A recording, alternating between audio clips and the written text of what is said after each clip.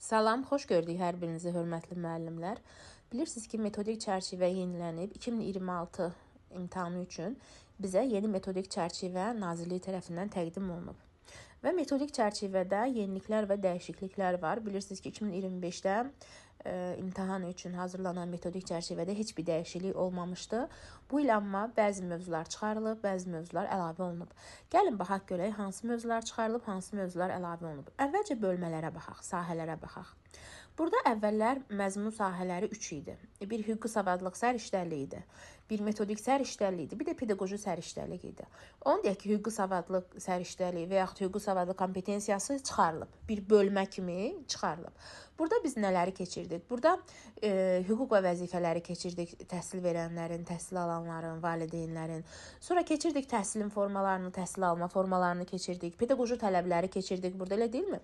Əsas standart, alt standart inteqrasiyanı keçirdik biz burada. Deməli, artıq bu mövzuları biz keçməyəcəyik. Artıq bu mövzular imtahana düşməyəcək. Burada yalnız hüquqi savadlıq kompetensiyasında inteqrasiyanı saxlayıblar. Biz o terminlərdən əsas standart, alt standart bunları keçməyəcəyik, yalnız keçəcəyik inteqrasiyanı.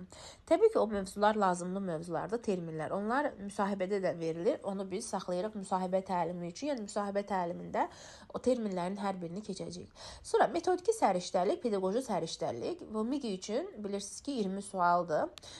10 dənə sual metodik səriştəlikdən düşəcək, 10 dənə də sual pedaqoji səriştəlikdən düşəcək MİQ imtahanı üçün. Amma sertifikasiyada 20 sual deyil, metodika 10 sualdır. İndi ondakı bölümünü sahələr üzrə yəqin ki 5-5 düşəcək. Onu da Nazirlik bizə təqdim edəcək. Və əvvəlcə onu qeyd edək ki, metodika, MİQ və sertifikasiya imtahanında fərq etmir, eynidir. Gəlin baxaq bir-bir mövzularla tanış olaq. Görək hansı mövzular əlavə olunub. Deməli, dedik hüquqi savadlıq kompetensiyası tamamilə çıxarılıb. Baxaq. Təlimdə öyrətmə və öyrənmə prosesinin təşkili. Burada təlim prosesində inteqrasiyanın təmin edən fəaliyyətlər, yəni ki, inteqrasiya saxlanılıb. Fənn üstü, fənn daxili, fənlər arası inteqrasiya nələrdir? Bunlara aid hansı situasiya suallar düşəcək? Bunları biz sizinlə işləmişik. Yəni hansı qrupla ki başlamışıq. Yenə də üzərində daha çox işləyəcəyik. Çünki hüquqi savadlıq kompetensiyasından bu mövzu qalıb. 21-ci əsrin kompetensiyaları və təlimdə formalaşdırılması. Kompetensiyalar zaten əvvəldə var idi, yenə də qalıb. Təfəkkürün növləri məntiqi, tənqidi, yaradıcı, abstrakt, analitik, praktik, produktiv. Burada yeni növlər əlavə olunub təfəkkür üçün. Metakognitiv bacarıqların formalaşdırılması, bilik və fəaliyyət, idrak taksonomiyası, bunlar qalıb. Bax, əvvəllər həm idrak taksonomiyası vardı, həm psixomotor emosional taksonomiya vardı. Gördüyümüz kimi artıq yalnız idrak taksonomiyasını saxlayıblar. Emosional və psixomotor taksonomiya artıq yoxdur, çıxarılıb. Səriştə əsaslı tapşırıqların hazırlanması normanın dərin bilik səviyyələri nəzəriyyəsi. Bu da yenidir. Tapşırıqların hazırlanmasında bizə lazım olan nəzəriyyədir. Yeni mövzulardan biridir. Sonra təlim forma və modelləri birbaşa, layihə, oyun, problem, araşdırma, sinxron və asinxron. Mən həmişə təlimdə sinxron və asinxron distantın növü olduğu üçün hüquqi savadlığın daxilində keçirdim. Yəni, hansı qrupla ki, hüquqi savadlığı biz artıq keçmişik, sinxron, asinxronu keçmişiksə, yəni bu sinxron və asinxrondan imtahana suallar düşəcək. Daha sonra burada problem əsaslı, araşdırma əsaslı və s. Yəni ki, bizdə təlim modellərini keçirdik. O təlim modellər də olduğu kimi qalıb, heç bir dəyişiklik yoxdur. Təlim strategiya və texnikaları, analitik strategiyaları yenidir. Əməkdaşlıq və kommunikasiya strategiyaları yenidir.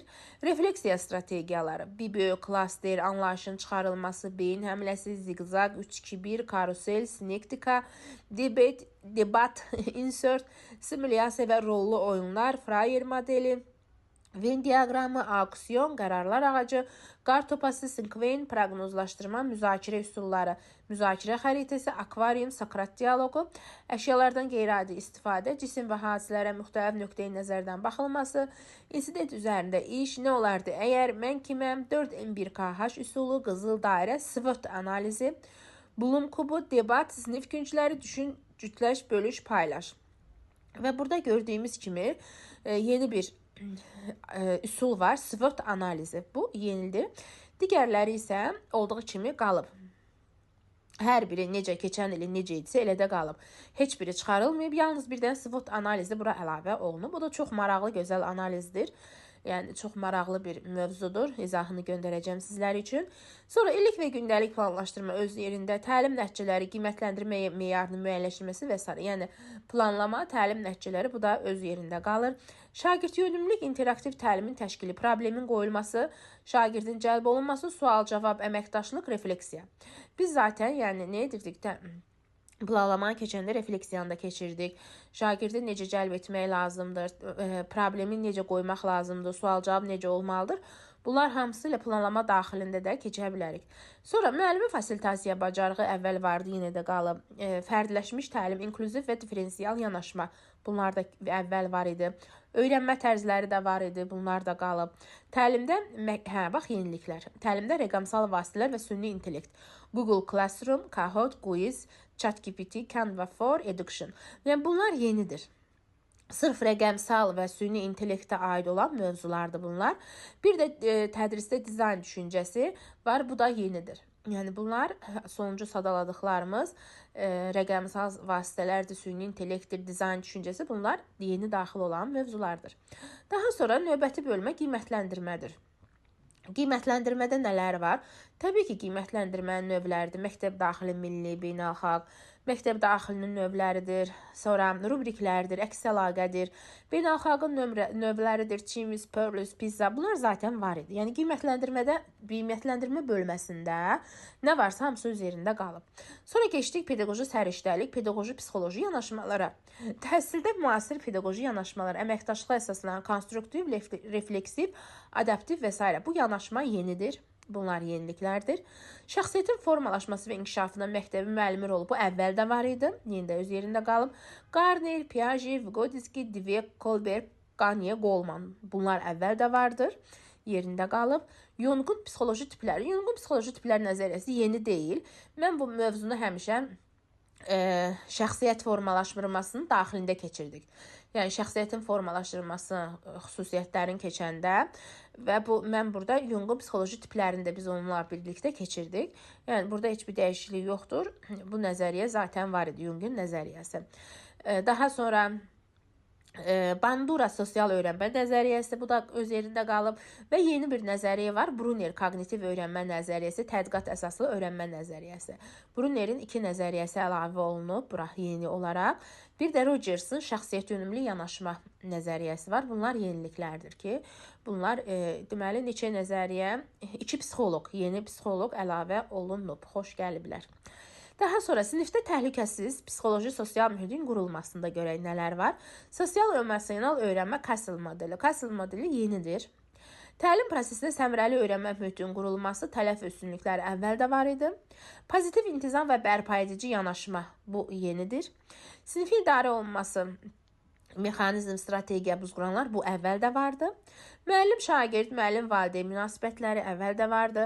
Şagirdin davranışı idarə olunması, bu şagirdin davranışı idarə olunması da biz behaviorizm nəzəriyyəsinə istinad edirdik. Yəni ki, müsbət davranışlar, mənfi davranışlar, bax bunlar da, onları da əhatə edəcəyik bu mövzuda. Qısnamanın bullyingin qarşısına bir də bullyingdir, qısnamadır. Bax belə. Belə deyim də, biraz bəzi mövzuları, bəzi yox, bir neçə çox mövzu çıxarıblar. İlk dəfədir ki, neçə illərdə ilk dəfədir ki, əlavə olunan mövzudan daha çox çıxarılan mövzu var. Yəni, üzr istəyirəm. Bir neçə mövzu əlavə olunub, amma daha çox mövzular çıxarılıb buradan. Hətta bölmə bir ümumi şəkildə çıxarılıb. Belə. Yəni ki, sağ olsunlar, mövzuları biraz belə deyək də lakonikləşdiriblər, biraz qısaldıblar. Bəzi mövzular var idi ki, demək olar ki, 1% imtahana düşürdü, düşmürdü. Onları yaxşı çıxarıblar, onlara vaxtımız getməyəcək. Yəni qalan hamısı da təbii ki, tədris zamanı, təlim zamanı müəllimin də istifadə etdiyi mövzulardır ki, hansı ki bunlara metodik olaraq tədris zamanında müəllimlər istinad etməlidirlər. Belə, çox yaxşı, çox xoşum gəldi həqiqətən bu metodik çərçivədən. Çox maraqlı yeni mövzular da var. İKT bacarıqlarını, süni intellektə aid bilirsiniz ki, yaxın gələcəkdə bir çox sahələrdə süni intellektə daha çox üstünlük verəcəklər və ona görə də süni intellektə aid olan mövzular da əlavə olunub. Belə, çox əla, çox gözəl, xeyirli, uğurlu olsun bizim üçün, müəllimlərimiz üçün. İnşallah ki, yəni bu çərçivə sənətində olan bütün